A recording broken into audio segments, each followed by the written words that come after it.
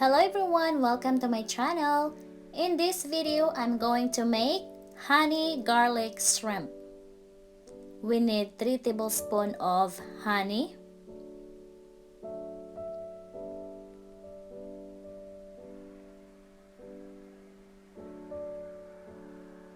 1 tablespoon of soy sauce, 1/4 teaspoon of chili flakes, 1 teaspoon minced ginger, and also 2 to 3 cloves of garlic. Now we are going to set this aside and season our shrimp. We need 1 tablespoon of olive oil, salt, and pepper.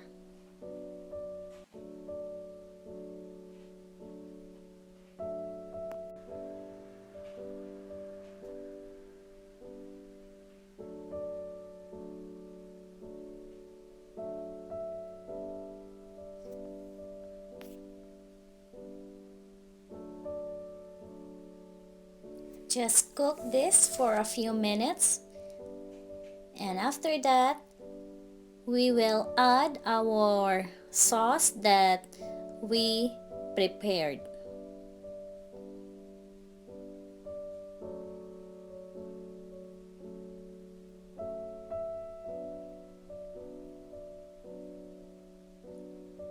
Now cook this until our sauce will be thickened or until you are satisfied with the result of the honey garlic shrimp.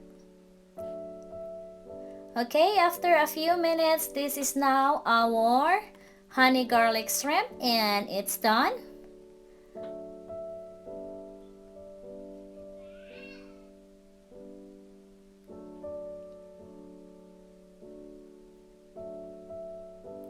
And this is now our honey garlic shrimp and ready to serve. But before that, if you wanna add something in it, you can, whatever you want. And right here, I am going to add fresh chopped parsley.